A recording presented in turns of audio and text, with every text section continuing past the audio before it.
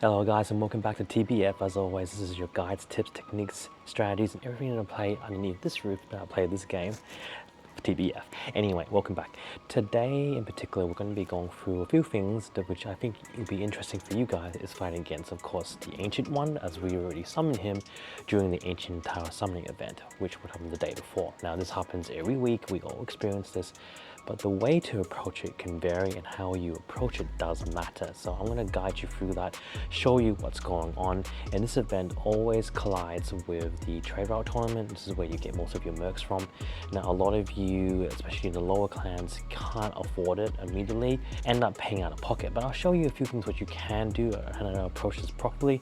So this way you can get your basically the best performance in playing this and achieving your ultimate goal, which is, to play freely. Yeah, there are things you need to do, how to hit this guide properly, how to perform this properly, how to do this right. So walk with me, I'll guide you through it. And as usual, if you happen to be a senior player, leave comments down below. It will help our younger players grow and develop. I appreciate back and forth exchanges, and you guys know that. And for those who are new, welcome to the channel, and I hope you guys join us in the long term because we have so much to share. So let's get straight to it. Now, as you guys are well aware right now, every time when the particular tournaments come up, you're always going to have package deals that go for $7.50. Now, I talked about this before when Jack is back, but this is now a clear demonstration of what I'm talking about here. This is a good deal. It really is. It ends up ultimately being, in my currency, $7.50 is not a bad deal. It's equivalent to cheeseburger at McDonald's, basically. You guys can add up differently for your currency, of course. And you do get, an alright fair amount of mercs, gold, beat-ups, silver, bonuses here too, and a couple of resources. This is not so great here. It's more what you want here are the mercs, so then you can hit the Tinman as hard as possible. But as always, every time you purchase one pack, it doubles up. It becomes 15, it becomes 30, it becomes 65. It doubles up, doubles up, doubles up. And this is something you must be worried about. These packages cannot, I'll repeat myself because this has happened to me before, and I know it will happen to a few other people. When you buy this package, it's a one-time offer. When the deal pops out, it is a special offer, and it keeps doubling, okay? So please be wary if you are gonna spend money in this game. Now, if you are, it's not a big deal, but of course the idea is to spend freely, right? So anyway, let's jump back into this. When you go to these base tournaments, it's always 2 and 2. So what you're gonna find, especially with the Tinman event, Rise of the Ancient, I call him the SpongeBob, or my group calls it SpongeBob anyway. We also have the trade route tournament, and usually what happens, COT is going on at the same time too. So for those who don't know what COT is, that's Clash of the Thrones. This is a position where it determines the next ruling king of your kingdom. Those who are part of the palace also be part of the Senate. The top 100 players determine everything. They're the votes that count the most. Those who want to participate in there, there's really no other way unless you land yourself in the top 100 players. So please be wary of that. So going back down here as well, you do find that with the Tinman event, the Ancient Summoning event, you have the Clash of the Thrones, followed with the trade route tournament. This one is an interesting one because ultimately you're trying to score all your mercs from these little purple boxes around the map. A race to achieve it all. Now, you guys are well aware that depending on your level or grade you're in, and this part you won't know, but depending what grade or level you're in does ultimately determine the mercs you have. So just pretend that you happen to have tier 5 guards, right? Then that means that the mercs that you purchase, they're only going to be 2 levels ahead. So tier 7 mercs is all you can purchase. Again, tier 6 means you get tier 8. If you happen to be a tier 3, then it's going to be a tier 5 mercs, and it goes like that. So it's +2 levels up are your merc levels based on your guard levels. You get me, guys? So that's how it works through there. Only problem is, as you get bigger and larger in your account, therefore it's also pricier in purchasing your mercs. Now, you'll notice for me, I've got about 1.2 billion silver right now. I was sitting about 1 trillion silver a few months back, but I had to spend it because I need to replenish everything, like weapons broken, dead units, so forth, and I had to give out silver, and that's because of just CP and KVK and so forth. But that's another topic to talk about, and I'll teach you guys how to make a lot of silver very easily. That's for a different episode. Today, we're just talking about these 3 major tournaments, what you need to be worried about. Now, traditional belief, when I actually first started, a lot of people were saying, oh, when you walk in here, you've got to have your best runners, blah, blah, blah. But the thing is, not true, guys. This isn't true. So people, especially those in newer kingdoms, and you guys, I don't know why you guys say this a lot, I hear it so much, but Tengu is not necessary. It's not. He is your fastest runner, and yeah, he is our Flash for this game. For those who don't know Flash, he's in DC, but basically Tengu can run pretty quick, but he isn't vital in this tournament. You can run with anybody you want. Anybody you want, won't matter. What changes though, if you are going to do the trade route tournament, really is based on your hero, and let me explain. So with this, guys, what you notice that you have, our dear girl, Erin. Now she's our water walker goddess, as you guys know, and she can champion all that for this particular tournament, for the trade route tournament. Only problem what you face here, though, she may be able to walk as far and as wide as she can. That's not also ideal. And let me explain. So this is to make things very, very, very clear to you, and guys, pay attention when I say this to you. With the trade route tournament in particular, so let's go to the global map here. What you really want to do, guys, so let's pretend, for example, you're in Kingdom 220.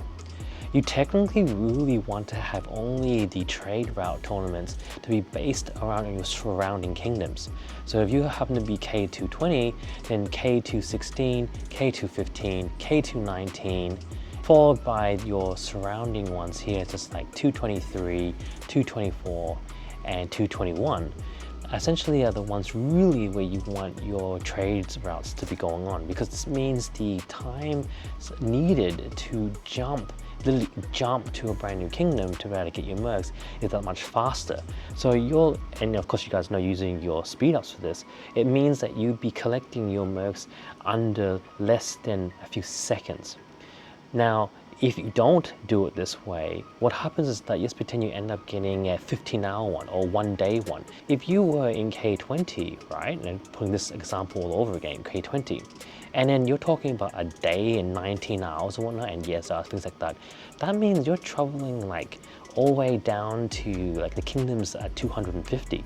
So from kingdom 220, you're now trying to run on foot to jump into kingdoms like 256, 260. This means that you might be marching several hours even when you use your speed ups, because your speed ups is only can use it 5 times is the limit that you have. Your march time speed to get there is too long, and you're ultimately failing for it. You don't want that. Your goal when achieving your mercs, especially when hunting for mercs, is to make sure they're close as possible in a range that's at least, at best, 3 hours. And anything further than 3 hours from where your base is doesn't always apply when those who have Aaron can walk everywhere, but this is what I'm talking about when you have regular heroes, yeah? So look, Phaedus is my main hero, so there's going to be a distance restriction. And this also applies for all your other heroes who don't have the water walk ability to our dear goddess here, Aaron, because Aaron's the only one that can achieve that with foot, right? So in saying that, all your other heroes have that restriction. So if you know that, and your walking time distance is going to be a lot more closer, you have to make sure that everything that you're after are within your perimeters, so you can run with a distance that won't kill you, won't drain you. That's so important, guys, to remember to do that. Now here's another tip too. You guys know this, but it is forgotten. You need to make sure that you're very, very on top of all your Merc Exchange chats, right? Because they're the ones ultimately going to guide you to where you're going to go. So I'll show you a list of what I have here. And I keep several of these, and I keep records of a lot of stuff. It's just my own. I'm one of those guys who just carries a lot of things in general. So here you might notice here, these are some of the Merc Exchanges I have here. Feel free to pause this, record it, and tape it for yourself too, because it'll be handy for you. Because every listing, though it may be the same, there's going to be a few areas in the Merc Exchange chats that's going to be a little bit different. So if I happen to have ones that cover ones that happen to be in your area, again, you know, feel free just to pause this section here. I won't jump this page too quickly. Just take note, take a picture, take a screenshot, take a phone, whatever you want, do it now. Save these, record this down, because my list is going to keep on changing and developing, and I'll update you guys as my list improves, because I'm all over the place. And if you happen to fall in these regions, this would be helpful again. So again, one more time, I'm just going to keep on this page just for now. Feel free to take a screenshot, use the ones that are close to you. Now you're going to find that what you would want to do is gain those interconnected relationships with your other kingdoms. If I were you, just reach out, just say, hey, hello, talk to the kingdoms that are next to you, and just ask them randomly, just see what Merc trade chats they have and share with one another. You're not hurting anyone. In the end, it's a handshake that's gonna ultimately free you guys up to perform better, right? Because if you perform better, then everyone performs better. So I think that's enough now. I'm gonna have a quick look to see if we can catch a live one now of one of the Merc exchanges. So they go by real fast, as you guys know, real quick. So you need to get your head around these as quick as possible too. Let's see if I can find a fresh one for us. So that's gone too. In the Merc exchanges, for those who are still new or don't know, it goes by really fast because, you know, everyone is speeding for it to get the best Mercs as quick as possible and as fast as possible. If you don't keep an eye on it regularly, honestly, you're not going to be able to score any. So forgive me guys, but unfortunately there's none here. We couldn't find any that's fresh, but that's okay. What all I was trying to put out was basically that when you see these Merc exchanges, oh, we might have caught one here. No, it's just chit chat. And here's something else for you guys to know. Try to avoid chatting during the Merc exchanges talks, because there are a lot of people who are just waiting to click immediately to buy out their Mercs. Now, I already purchased my first line of Mercs for today, and they recover every 6 hours-ish, 6.5 hours. So you get about 3 or 4 times to actually knock them all out. So that's your time frame to score all the Mercs you need to be prepared for the next set of Mercs. This happens all the time. When you get to my stage, I'm pretty much tier 9. I'm essentially a tier 9 player. You need 1.5, 2 billion silver to pretty much cover all costs for this entire event and not get hurt by it later. If you don't hit around this range, you're gonna be in a danger zone. You find that players like myself on the tier 9 range, we tend to be able to be sufficient to take care of ourselves because we're collecting about, like for me and my clan, I'm collecting about 40 chests a day. That's my minimal requirement, and my chests range from level 25 and above. Most of them are epic chests. Sometimes I kill epic monsters myself. Again, that's something I'll teach you guys how to do later. On top of that, I'm also hitting citadels. So you want to have a mixture of hitting citadels, chests in general, so you're able to score your best amount of silver. And if everyone's performing that level, you're scoring about 1,000+ chests a day, which should be your bare minimum. That's a bare minimum requirement. If your clan start performing at this level, you're all going to do better for it. Trust me, I'm living proof of it, and many other senior players will say the same thing. They'll say exactly the same thing, and that's how to approach it. And you should also take advantage of it, guys. As I said before, during this time event, at the same time this is going on, you have your own commitment times during the Tinman event. I've already finished my Tinman event for today because we've moved several clans. Reason is because with my clan, and this happens a lot, you tend to jump to brand new fresh clans and they restart their Tinman again to a lower level. So this gives a chance for everyone to pretty much level up to where they should be, and also to restart and gain all the chests and everything that the Tinman does offer for defeating it. We restarted several times already being with Hag, and I found that it's been extremely useful. So if you are a leader, if you're a supervisor and you're finding that your Tinman is just not killable anymore, don't fret too much, just reset yourself. Literally talk to other clans out there and see if you can shuffle clans. Take their ones, they can take yours. It's not a big deal, honestly, because if you can't defeat the Tinman on a regular basis, the Tinman The Ancient Summoning event is really where a lot of your free resources are going to come from. Not exactly free, but by defeating it, it ultimately helps everyone develop. And you guys know that. You need to defeat it on a regular basis. But your clan will reach a point where you just don't have the members to pull that weight. And it's not your fault. I'm not blaming any of you, none at all. Rather just advising you that when that happens, guys, you need to reset and rethink about moving to a new clan, make a fresh one, so your Tinman can start at a lower level, not at 0, but at a lower level. So then therefore everyone can restart, grow again, and redo it and do it and do it and keep doing that over and over again, and you perform really well. So let's go back to where we're supposed to be.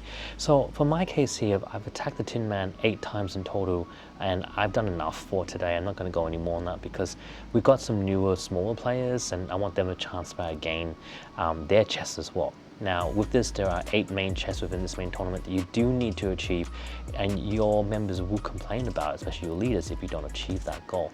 So let's have a quick look at that, what that shows here. Now you guys already know.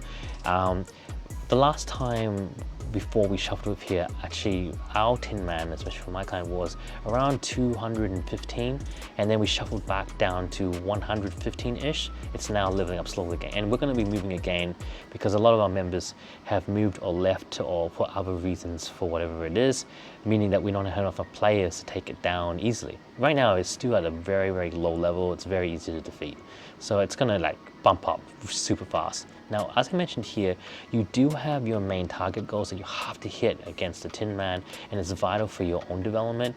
Most clans will tell you to make sure all clan chests are collected. So in total, just a quick one here, to collect all 13 chests, and also for your own personal development, your Triumphal Scroll here, so you can gain more rewards in the Triumphal Challenge that's offered on a daily basis. By doing that, everyone achieves their basic clan chests. If you don't happen to defeat the Tinman, then you still get the rewards from each other if they can meet that one requirement. Usually, I think the best set amount of summons you should have is around 2 or 3, but when you start hitting at this level at tier 9, you know, especially when it's a low level like 132, that's not that strong. It's actually fairly weak. We want more like on 6 or 7, so we can defeat more of them faster to push it up to a higher level where we can start hitting even harder.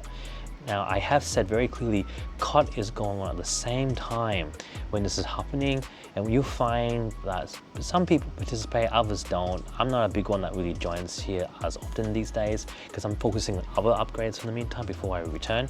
And like I said, most COD, especially during this event, is achieved through one-on-ones and achieved through group marches, not through actually going around slamming people around the kingdoms. If you are in a new kingdom, then that works out quite well. You just use Aaron, go around, slay a bunch of big players, and you gain the points you need. But this is usually won because it's controlled. Yeah, it's mostly controlled, not won by the early games when you guys were in a closed kingdom hitting each other's castles back and forth. No, this is won by direct clan marches and 1v1s because they earn the most points. And if you are going to play and you're playing it actually seriously, then what you should be doing is actually marching with Ganyu, because this hero is a champion when it comes against CP. Most people have multiple heroes. You don't play with just one. Your main account, you may even want to consider getting them all, depending how you want to play things out. And I've seen people do that. I'm on my way of actually achieving getting all my heroes soon. And I can do that because my clan's able to produce the gold that I need. And you will eventually all get there. But you have to wake up, guys. If you're in a very new clan, still developing, if you guys don't help each other grow, then none of you are going to achieve your goal. You need to develop. And if that's going to continue that way, really reconsider to leave your clan and move on, because you can grow further and you've got to keep jumping. That's all it takes. And if you do that, you're going to learn more for it, and you're going to play freely because you're going to get into a bigger clan. It needs to be considered. At the end of the day, it's about collecting chests. It's about helping one another. It's about collaboration. It's about supporting one another, and that's how you grow. This game very, very much is about collaboration and growth. Now, I know I briefly kind of went through everything very slightly here and there. Before I end this one, because it's actually getting a little bit long, I wanted to share my journals with you in hitting the Tinman and give you a little bit of guidance to how you approach it. So let's just go there now. Hitting the Tinman here, You'll notice I earned about 221 billion valor. I earned about 22.1 billion food for my dragon, and about 442 billion in experience. This is not so bad. And the captain that I tend to walk in is with Cleopatra. As people are well aware, and what you guys are going to know as well, Cleopatra is equivalent of a small Hercules.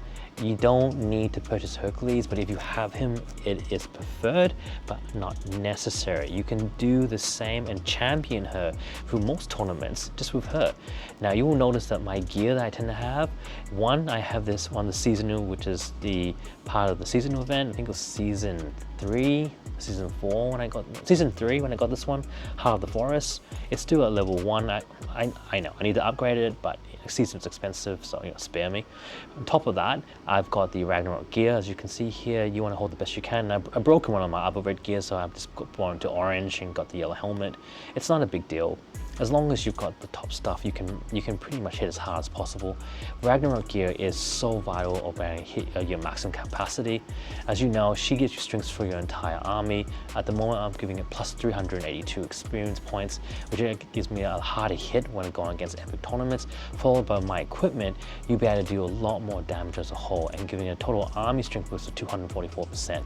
This is vital. You want to use captains that give a percentage in your army boost as a whole, especially against one-on-one tournaments, big tournaments. It doesn't matter, you want those army boosts. So you really do want to look at getting such captains that follow in that line. So you want things, if you're supporting units, then you want to use Amator.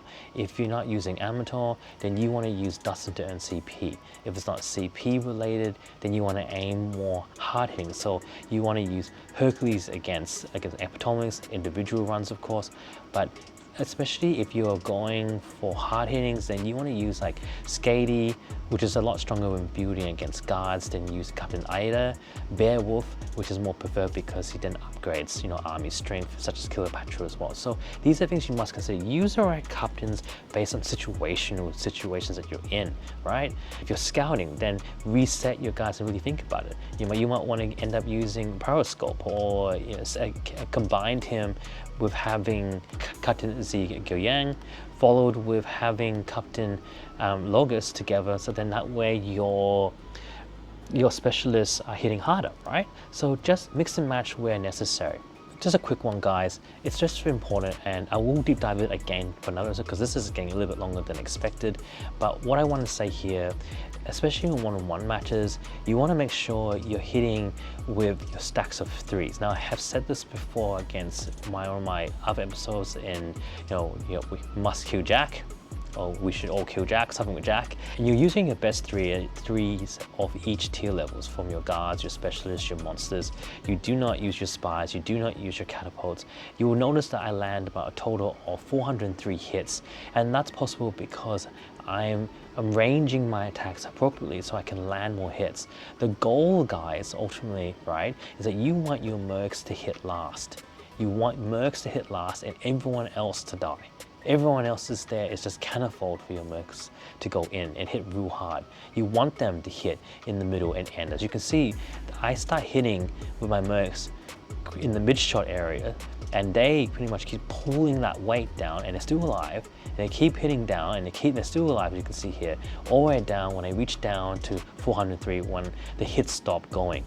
A rule of thumb, guys, that you may or may not already know, your first 3 hits that come through here is 50-50, back and forth between either the opponent that you're going up against and yourself, where it goes back and forth 3 times, and then that's when it gets a bit more fiddly, depending on what it is. So you may land double hits, triple hits, you might be based on the upgrades that you have, and then the list and things continue. So rule of thumb, guys, go through the list. I know I'll deep dive this in another episode, but this is just to roughly sum it up. The idea is to hit with your best 3 stacks all the time. That's how you perform more hits, multiple hits, and gaining more valor and experience and other little nice nifty gifty things here and there to be able to hit harder. So that's a sum up of a few things I want to discuss today. We'll go through more things as we journey this game because there's just so much to talk about and so much to do. I'll see you guys again in another episode, but as usual, please feel free to reach out to me if you want to collab. You leave a like, subscribe, put a comment. It really helps small channels like mine grow even further and keeps me going, right? Anyway, I'll see you guys again in another episode. Bye now.